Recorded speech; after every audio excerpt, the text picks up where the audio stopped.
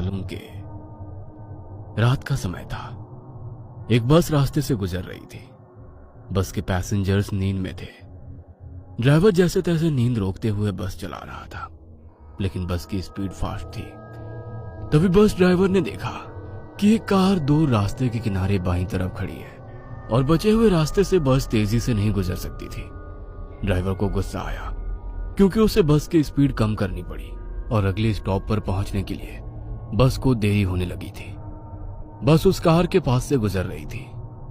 Driver को लग रहा था कि वो चिल्लाकर कार ड्राइवर को गाली दे, क्योंकि उसने कार किनारे से थोड़ी दूर रास्ते पर लगाई थी, लेकिन फिर भी जोर से हॉर्न मारकर मन ही मन गाली देते हुए ड्राइवर बस आगे ले आया।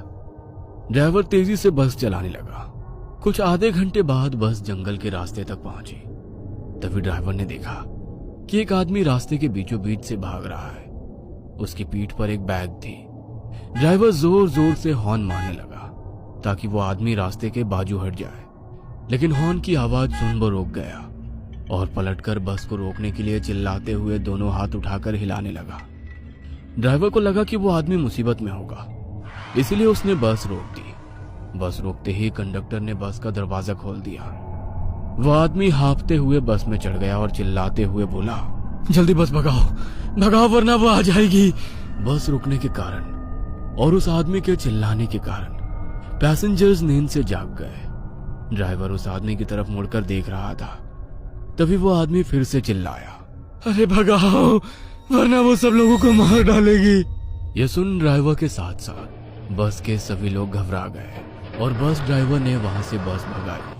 क्या हुआ भाई साहब, आप इतने डरे हुए क्यों हो और आप किसके बारे में बात कर रहे हैं? कौन आएगी? उस आदमी ने अपनी पीठ से बैग निकालकर नीचे उसके पैर के पास रखी और कंडक्टर के बगल में बैठ गया। वह पसीने से लथपथ हो गया था। उसका शर्ट फटा हुआ था और उसके शरीर पर कुछ जख्म भी थे जिसमें से खून बह रहा था। पैसेंजर्स उसे घूर रहे थे। कुछ लोग घबरा भी गए थे कि यह आदमी आखिर है कौन।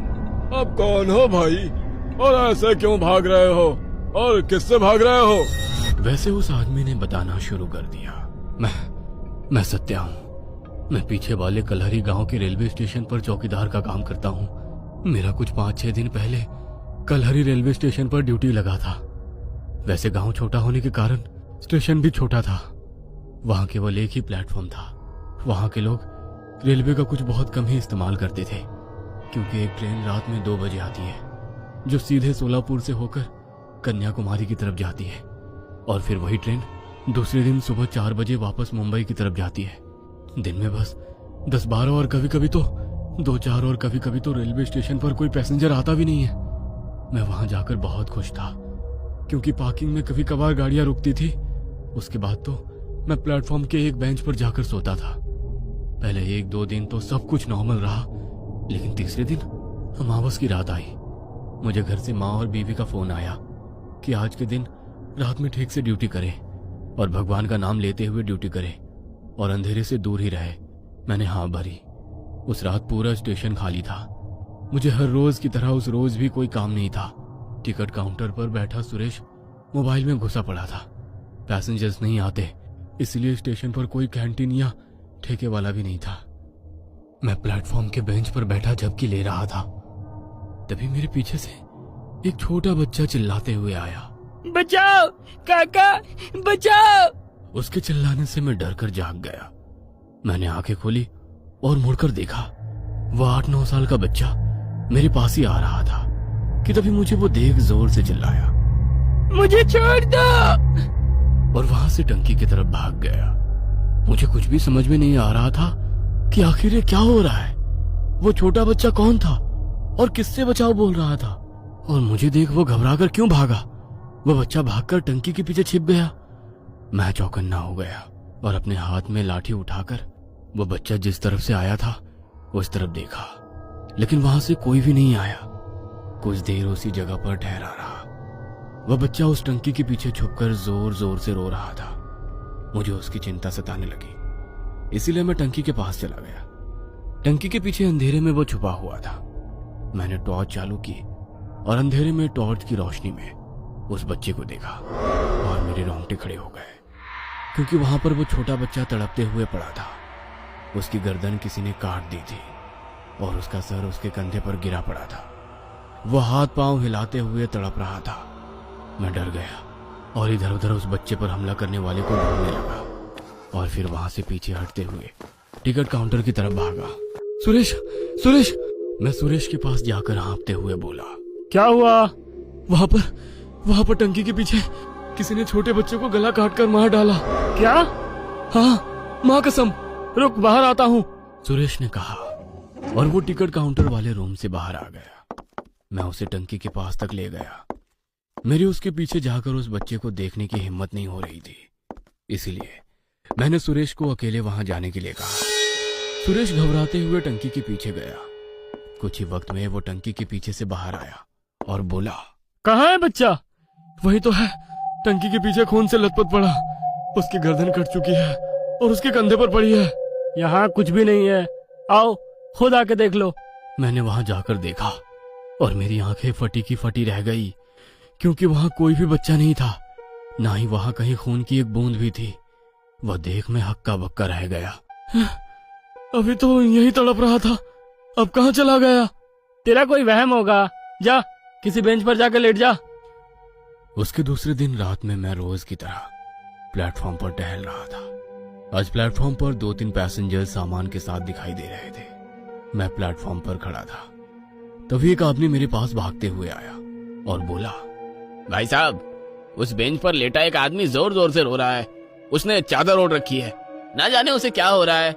यह सुन मुझे लगा कि शायद कोई गंभीर मामला है, इसलिए मैं भागते हुए उस आदमी के साथ बेंच के पास पहुंचा, जिस पर दूसरा आदमी चादर ओढ़े सोया था और वो रो रहा था। उसकी आवाज से वो कोई बूढ़ा आदमी लग रहा था। ओ चाचा, क्या हुआ? क्यों रो रहे हो? मैंने पूछा। मेरी आवाज सुन वो जोर से चीखा, मुझे छोड़ दो, मुझे छोड़ दो। क्या हुआ?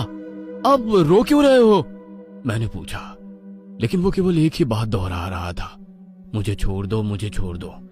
उसके ऐसे बर्ताव से मैं थोड़ा घबरा गया था। भाई साहब, आप चादर खींच के देखो, तभी पता चलेगा कि आखिर इसके साथ क्या हो रहा है। मेरे पास खड़े उस आदमी ने मुझसे कहा और फिर मैंने बेंच पर लेटे शख्स की ओढ़ी हुई चादर खींची और मेरी आंखें फटी की फटी रह गई। मेरे रोंगटे खड़े हो गए, क्योंकि बेंच पर एक बूढ़े आदमी का सर कटा शरीर था और बेंच पर खून फैला हुआ था।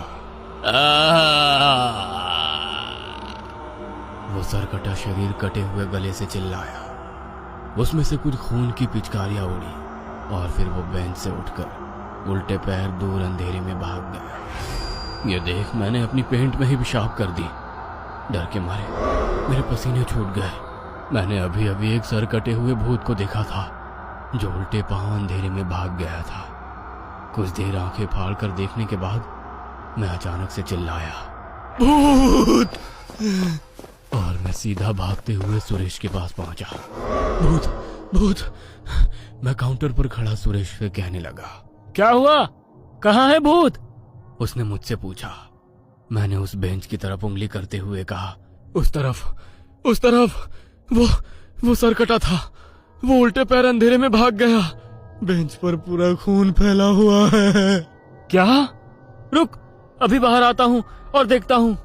और वो टिकट काउंटर रूम से बाहर आया और मैं उसे बेंच के पास ले गया और एक बार फिर मैं चौंक गया, क्योंकि अभी उस बेंच पर खून नहीं था। कहाँ है खून? यही था, पता नहीं कहाँ चला गया अचानक। क्या लगा रखा है? मुझे लगता है तुम्हें आराम की जरूरत है। मैं सच कह रहा हूँ यार, मुझ पर यकीन नहीं है। तो एक आदमी था मेरे साथ, मैंने उसे कहा और फिर पलटकर मैं प्लेटफॉर्म पर उस आदमी को ढूंढने लगा जो मुझे उस बेंच के पास लेकर गया था। वो दूर प्लेटफॉर्म पर बैठे नीचे पैर छोड़कर आराम से बैठा था।